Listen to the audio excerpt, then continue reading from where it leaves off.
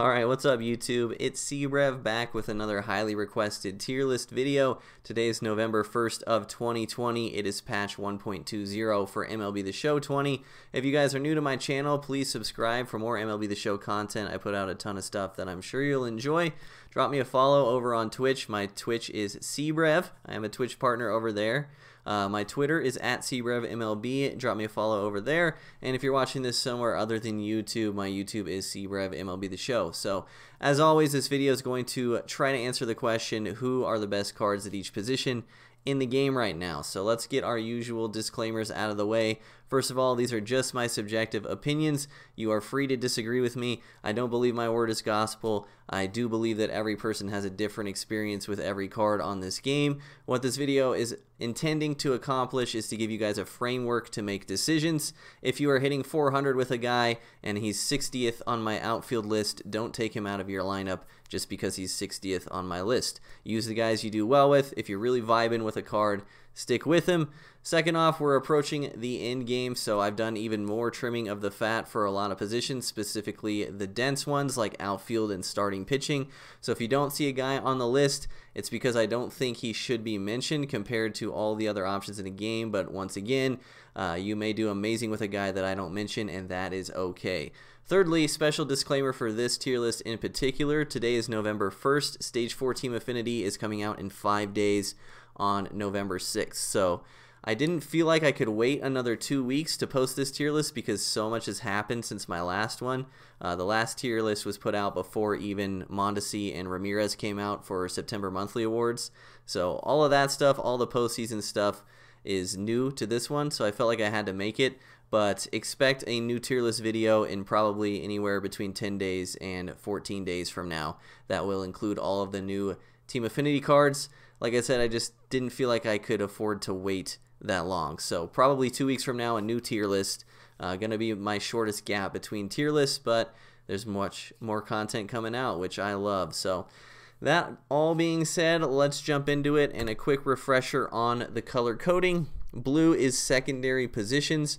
I only mention secondary positions that I think are really relevant for the meta, and for each card in particular, with the exception of Jimmy Fox, each card is only mentioned at their best secondary position. So like 95 Pablo Sandoval, I believe has a first base secondary, but he's only showing up as a secondary at catcher because that's his best secondary position. So yellow is cards I've done card reviews on in the past. I don't really do card reviews anymore for content on this channel, but if you want to see an individual card review, the guys in yellow have them.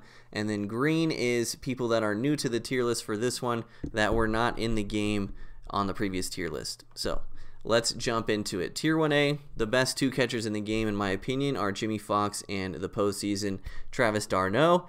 I still run Fox. I still think Fox is significantly better than d'Arnaud. Obviously, against lefties, Fox is way better at the plate. But d'Arnaud is a nice gap closer for people that really hate Jimmy Fox's defense. I personally have no problem with Fox at catcher. I don't notice a big difference in defense between him and the next guy. But d'Arnaud does bring gold defense and 91 arm strength, while still hitting righties pretty much just as well as Fox does. So 75% of the time, d'Arnaud is just as good as Fox at the plate, but with better arm strength. So for those of you guys that value defense a little more at catcher, d'Arnaud is a great option. Also, Travis d'Arnaud is selling for like 6,000 stubs right now. So if you don't already have him, definitely go pick him up. The second best catcher in the game is basically quick sell value, which is hilarious to me. Otherwise, on this list, nothing has changed from the last tier list. We still got Piazza, Wieters, Posada, Sandoval, Biggio, Bart, and Alfaro at the bottom of Tier 1A. Top of Tier 1B, we still have Pudge. I still hate his swing. His defense is nice, though. Torrey, Kendall, Molina, and down the list, 96 Will Smith at the bottom of Tier 1B. His splits look good on paper, but his swing is bad for me. I don't like the Will Smith card. And then at the top of Tier 1C, we have Grandal and Jansen. I know a lot of people like Grandal. I think Grandal is mostly just a popular card on this game. But personally, for his postseason card, I don't think it's good at all. His 6-speed, I believe, is basically game-breaking. Like, every single double is going to be a single, which is a big deal at the plate. He's just way too slow to be viable, and also his arm strength is in the low 70s, and he has less arm strength than Jimmy Fox. So even though all of his other defensive attributes are decent, Grandal just not a good catcher in my opinion. I know a lot of people are high on that card, but I am the opposite. So there's catcher, basically Fox or d'Arnaud in my opinion. You could also run with any of the other guys in 1A, but I still believe it's Fox. I think it will be Fox probably the rest of the year. All right, first base. I did some rearranging. So the guys at the bottom of Tier 1A now were the guys at the top of Tier 1B last tier list, and I just moved them around so I could add some new cards into Tier 1B. As far as first baseman goes, if you're not playing Fox at catcher, I think he's the best first baseman in the game. Like I have been known to say, I think Fox is the best card in the game at every position he can play. He's just an insane hitter. Then I have Gehrig over Ruth, but it's really close. Definitely subjective opinion. I still use Gehrig over Ruth, but I know a lot of people prefer Ruth over Gehrig. It is what it is. And then Pujols, fourth. Pujols is better than I think people are giving him credit for. I think people kind of blew his batting stance out of proportion.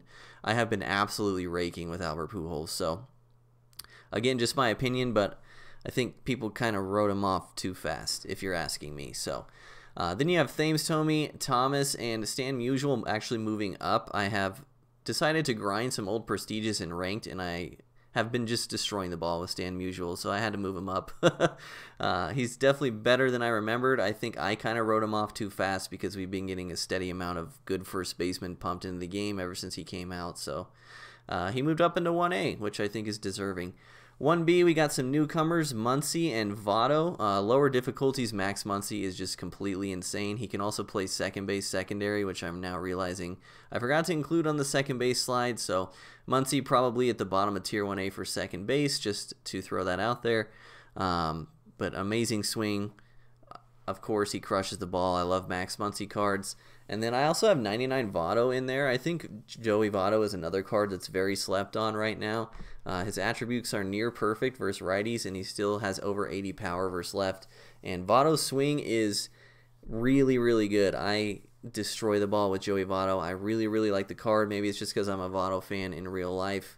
And he has 56 speed, which is not as slow as you would think for an MVP Joey Votto card. So Votto's definitely a fun option. He's not as good as Gehrig or Ruth, obviously, but I really like the card.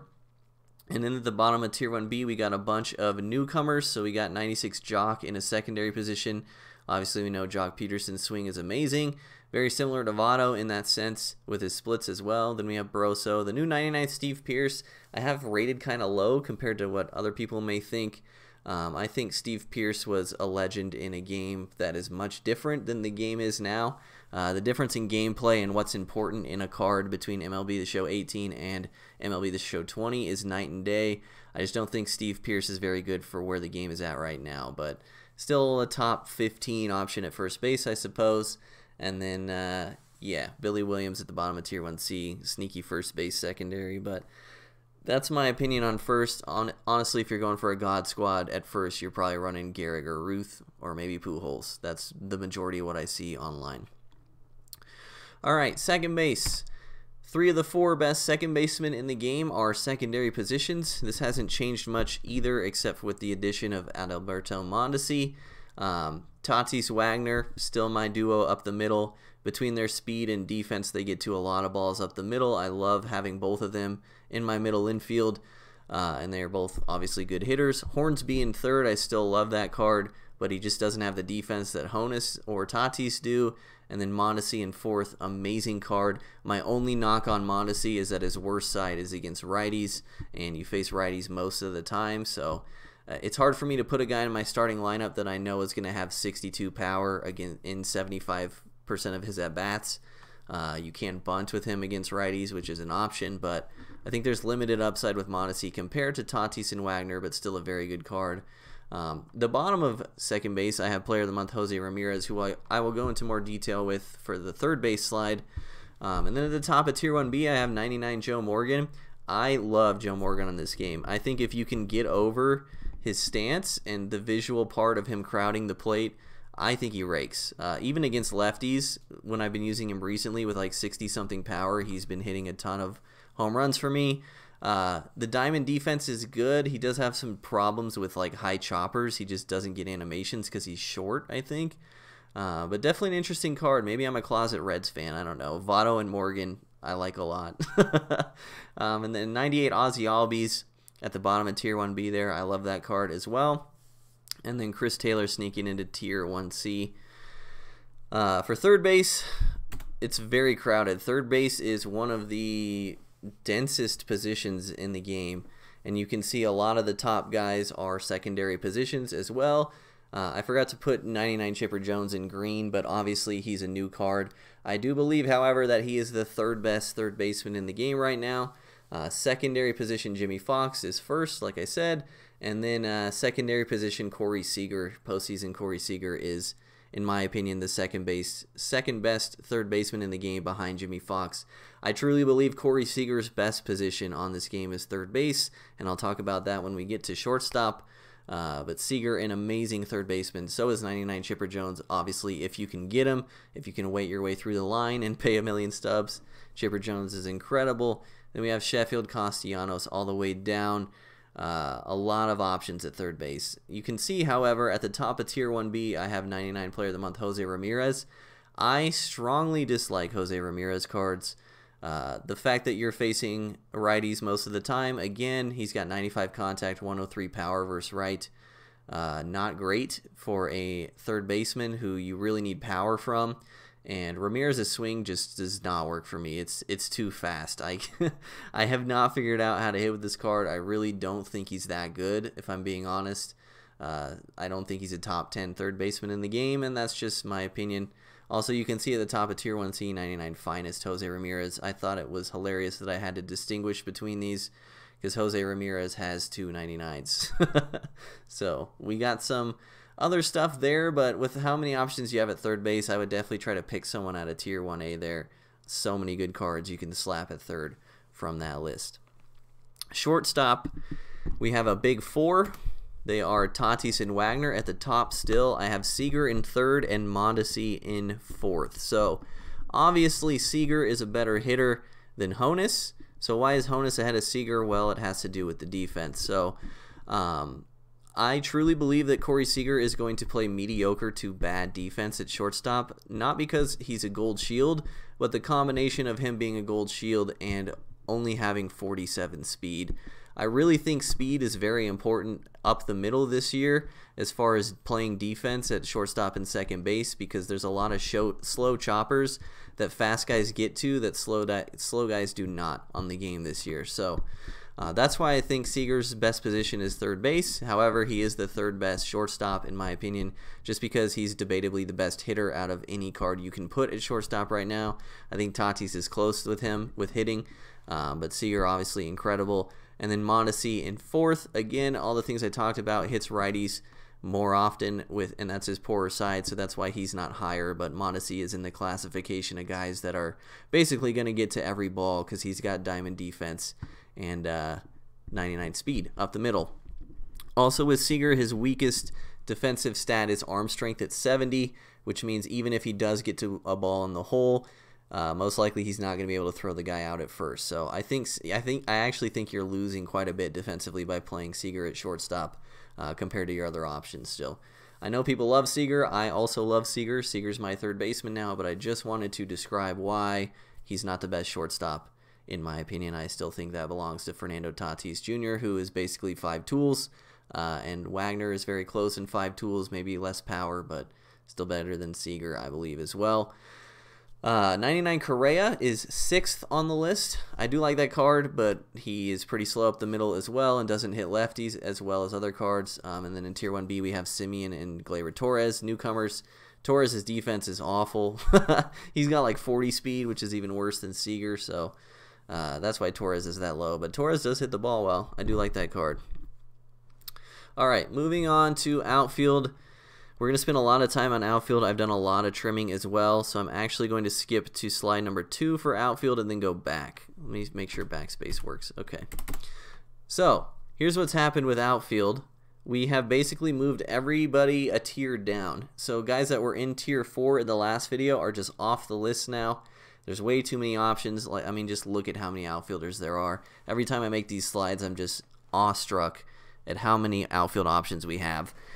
So that being said, if you're looking for the best competitive team, I think you should stick strictly to tier 1A in these outfield tier lists, because there is many options now, several options I should say, but just by showing you even in tier 4, a lot of these guys are obviously very viable and ranked. So this is, outfield is the #1 position where it's like, if you rake with a card, just stick with him. But we have a ton of options. So today is also November 1st, which is also the day they announced Willie Mays as the new World Series reward. We don't officially have his attributes yet, but I can confidently say that he is going to be the best outfielder in the game when he drops. So I see a lot of people saying Mays probably won't sell for 1 million stubs. Mays will definitely sell for 1 million stubs initially, and I truly think over time Mays has the potential to hit stub cap, stay around stub cap, 1 million stubs. I have a lot to say about Mays, so I'm trying to gather my thoughts. Mays. So a lot of people didn't like Mays at the beginning of last year because of his stance. Mays does crowd the plate. People will pitch you inside, so you have to be able to turn on the ball. Mays struggled a lot early in the year last year because of just poor hitting engines in MLB The Show 19, and after the patches that helped hitting, and especially in the patch that took home runs per 9 out of online play, Mays easily became the best card in the history of Diamond Dynasty. Mays is going to have probably better hitting stats than Mantle. I imagine Mays' hitting stats will be pretty close to postseason Randy Arozarena's. Almost maxed out pretty much, and Mays is going to play the best defense out of any card in the entire game. Mays is going to play better defense than Byron Buxton. Mays on defense is a sight to be seen. If you didn't use him last year, you need to understand how good he is defensively. So he brings all of the high attributes and the speed to the outfield, but the reason Mays is better than everyone defensively is because he has a unique old school running animation. I've talked about it with Ty Cobb a lot in the past. These old timer guys get really good running animations in the outfield. They always get good jumps on the ball, and they have a tendency to like warp into the ball when it's a close play if they're trying to catch a ball on the line. Willie Mays does all of that, and in addition he has his own special animation, which is catching the ball over his shoulder, his famous play in the polo grounds. So let's compare Mays and Walker really quick. I'm sure those of you who have used Larry Walker a lot can relate to this. Walker gets a ball hit to deep right field. He's chasing it. It's going over his right shoulder, and he gets that horrible animation where he just flails at it with his glove and misses the ball. This happens a lot when they jog. Walker has been very prone to this. If Mays is in a close play with a ball over his right shoulder, he's just going to warp into his unique animation, and that animation is really OP. Like, I'm pretty sure he warps into balls with that animation that even Butt would get over the head of like Byron Buxton. So I'm talking a lot about Willie Mays, but I think it's really important to understand how much better he is than everyone else, especially defensively. I saw a lot of people upon the Mays announcement talking about how they don't even know if they'll use Mays because outfield is so stacked right now. And outfield is really stacked now with in-game options, but Mays is better than all of them, I promise. If you didn't get a lot of reps with him last year, be sure to give him a lot of at-bats before you give up on him. His stance can be tough to get used to because he does crowd the plate, like I said. But I truly believe that Mays will be the best card in the game. So, all that being said, let's talk about the other elephant in the room, which is that Mickey Mantle isn't in my top 3 anymore. And I want to talk about why. So Mantle, unless you play him in center field as a prestige, is gold defense in the corners. Non-prestige, he's gold defense everywhere. By running an outfield of Mays, Trout, and Griffey, you are allowing yourself to have diamond defense at every outfield position along with some of the best hitters in the game. So Griffey over Mantle for me because I need to play Trout in center field as a non-prestige for him to have diamond defense. Also, Trout gets pretty poor animations in the corners but plays good center field. So This allows me to keep Trout in center field and also have diamond defense everywhere. Griffey goes in right, Mays goes in left. We will talk about that when we get to best team possible, I suppose. But Mantle's the odd man out just for the defense. And I think Mays and Griffey are comparable to Mantle offensively, but play better defense. This is all assuming, of course, that Ken Griffey Jr. gets good animations this year. Griffey got horrible animations last year. I'm hoping they've fixed it. I'm hoping he doesn't make errors to the tune of Larry Walker. This is all assuming Ken Griffey Jr. plays at the defense that he is supposed to play based on his card. If Griffey's defense sucks again this year, I will probably put Mantle in right over Griffey. But outfield, once again, is one of those positions where you should really use the guys you trust. So now we have 7 true end-game options in Tier 1A for outfield. You could put together a combination of any of the 3, and your outfield is basically stacked. I still like Ty Cobb over Arozarena for the defense, but obviously Arozarena hitting stats are crazy. And then Walker at the bottom. It's my least favorite of the 7, but still a very, very good card. Also, Mantle got the boot over Trout because Trout is insane offensively. Trout has been a much better hitter for me than Mantle has. I think Trout is maybe the best offensive card in the game as it stands right now, even better than like Fox. So that's my outfield. Mays in left, Trout in center, Griffey in right. And if you want some other options, they're on the screen. Kiermaier in 1B, I think, is a sneaky good card, especially for lower difficulties. Kiermaier plays insane defense as well. And then 99 Stan at the bottom of Tier 1C. But this is already running over 20 minutes. I do apologize. Just wanted to say everything I wanted to say. Here's a new slide. There's some manager cards I'd like to see added to this meme slide. I hope you guys enjoy it. Starting pitcher. Not a lot has changed, but we do have some newcomers and some guys shifting around just a little bit. So I still believe Kluber, Hershiser, the best 2 in the game. Should be mentioned, as I always talk about with pitching. Pitching is easily the most subjective thing in the game. There are so many factors that go into doing well or poorly with pitching. Your sequencing, your ability to pick up on opponents' tendencies, the skill level of your opponent, what difficulty you usually play ranked seasons on. These are all factors that go into determining how good a pitcher card is for you. So this is the hardest thing to evaluate. Again, this is just a framework, but I think Kluber, Hershiser are pretty definitively the best 2 in the game. And then the bottom of Tier 1A are a lot of other guys that I really, really like. Newcomer Chris Bassett, very similar to Wainwright with slightly better per 9s. Wainwright got a lot of flack for Wainwright being in Tier 1A. Don't knock it till you try it. Wainwright's pitch repertoire is basically ideal, and his cutter's very slow. So it's a very good card. If you haven't used him, don't knock him. But you can see my top 5 from this slide is Mize, Kershaw, Maddox on top of Kluber, Hershiser. I think Mize has actually risen up quite a bit, in my opinion, because people don't see him very often. He's approaching 1 million stubs now. If you can afford to have him, I think he's one of the best options in the game because people just don't have any reps against him because he's been so expensive ever since he came out. And once again, basically a perfect pitch repertoire. He has the same repertoire as Kluber, but with a splitter instead of a changeup, which is debatably a better pitch repertoire. I still love Kershaw. I know a lot of people don't love Kershaw. I love Kershaw. Kershaw is one of my best pitchers. We also have Wood in there, who a lot of people struggle with, but he's dominant every time I throw him. Hamels at 1A. If you guys follow my content, you know I think Hamels is amazing as well. Going to try to start talking faster to get through this in a timely manner. Top of 1B, Al Leiter. I think Al Leiter is very borderline 1A. I just wish he had a changeup. But I typically struggle to hit Al Leiter when I face him offensively. We have the new 99 Bob Gibson in 1B. We also have the new 99 Walker Buehler, another card that is just missing a changeup. Buehler has a 2-seam instead of a sinker and no changeup, which is why he's a little bit lower on this list. I do believe people will have success with Walker Buehler. He's just not the type of card that I like to use. I feel like if I'm going to not have a changeup, I definitely need sinker cutter, and Buehler does not bring that to the table. The card is pretty similar to his finest from last year, and I got rocked with his finest from last year quite a bit. So Bottom of Tier 1B, we have 97 Vida Blue and 96 Charlie Morton. Newcomers, top of Tier 1C, Carrasco. Carrasco could be slightly better than when I ranked him. I just haven't faced him much, and I've only pitched him a couple times. So take that particular ranking with a grain of salt.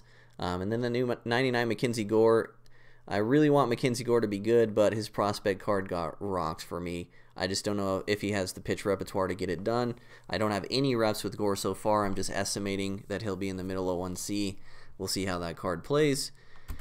If you need more options, here they are. But again, starting pitching is stacked. And if you have success with a guy that I did not mention or that I rank kind of low, please stick with him. Success is what we're looking for. If you have found it with a card, please do not abandon that. All right. Right-handed relief closing pitcher. There were a ton of postseason cards that came out for right-handed relievers. They allow a lot of depth and they're good for theme teams, but most of them are just not worth mentioning competitively. The only two I've included are Castillo and Pagan.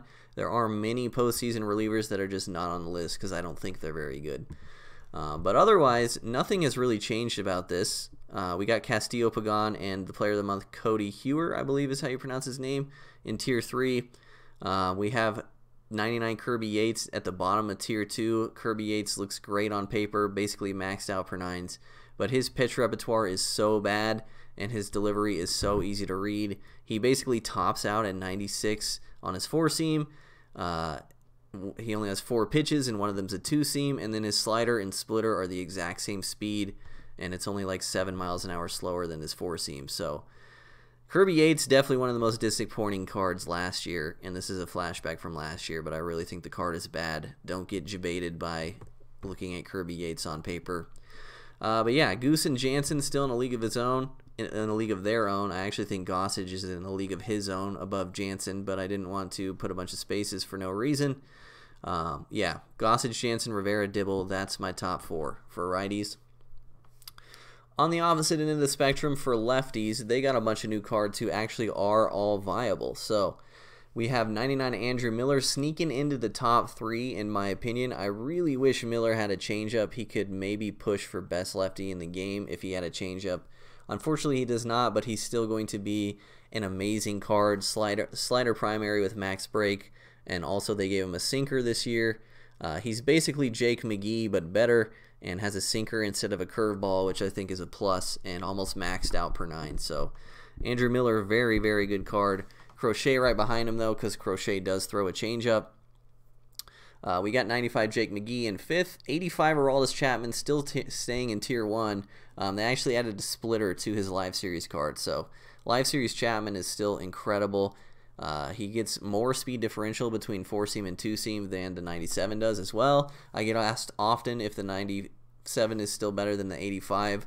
Of course he is. The 97 is much better than the 85 in my opinion, but the 85 is still very viable. And then at the bottom of Tier 1, I have Framber Valdez. If you watch my opener video, I really think Valdez is good. He reminds me a lot of a reliever, Nick Lodolo. I've had nothing but success with that card. I think he's a sneaky good budget option. Top of Tier 2, we have Tyler Matzik, who's also sneaky good. Great speed differential between 4-seam and cutter, and kind of a glitchy delivery. A little bit difficult to control, but I find him hard to read as a hitter, so I'm a fan of that. And then we have Urias at the bottom of Tier 2, and so on. All right, approaching 30 minutes. I do apologize. We're almost done. Let's get on to the best team possible.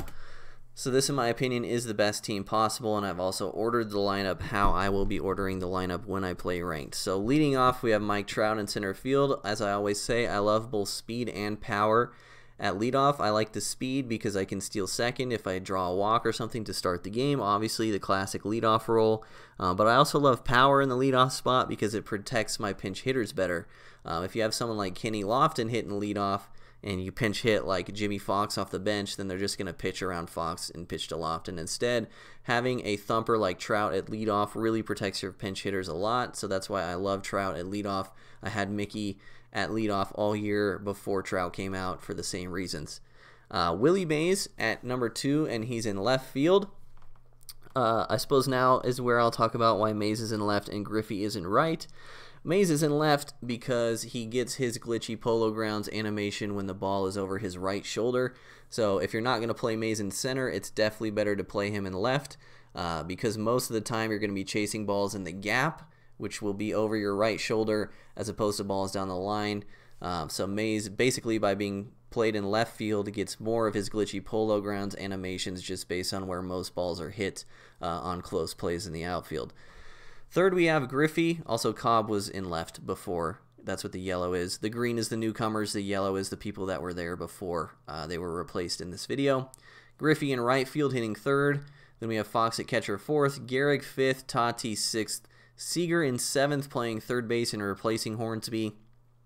And then Honus Wagner batting eighth. I think it's important to keep, if you're running both Tatis and Seager, I think it's important to bat them next to each other.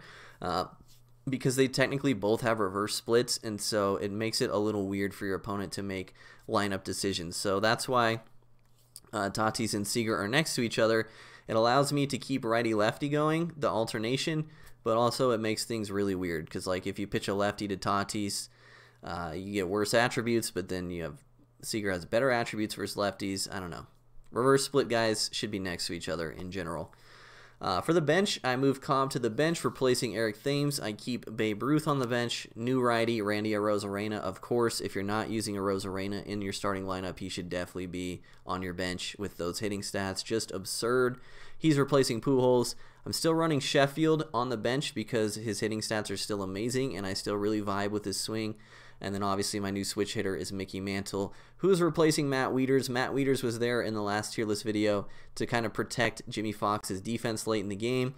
But I have noticed there's not actually many opportunities for that to be beneficial, so I don't think it's worth it anymore to have Wieters on the bench. For rotation, I did end up picking up Mize finally. I do think Mize is top 5, so Mize replacing Wainwright for me. That top 5 is who I would run with if I had to play a best of 5 for money. That's who I would throw. The righties in the pen haven't changed: Dibble, Rivera, Gossage, and Jansen. And then the lefties in the pen, just one change: 99 Andrew Miller replacing Jake McGee for me. So that's going to do it for the video. Sorry this one ran much later than normal, but with the Willie Mays content and the King Griffey Jr. stuff, I felt like it was necessary for me to talk about that stuff. So if you made it to the end of the video, please put a comment down below. I wish Team Affinity Stage 4 will not be finest. Maybe if we all put it in the comments, we can make it come true in the world. But yeah, if you made it this far, for real, thanks for watching. I really appreciate it. Subscribe if you're new, drop a like on the video, all that good stuff. Thanks for all your guys' support this year. If you have any questions, drop them in a comment down below. I'll do my best to respond. Thanks for everything. I'll see you guys next time. Peace.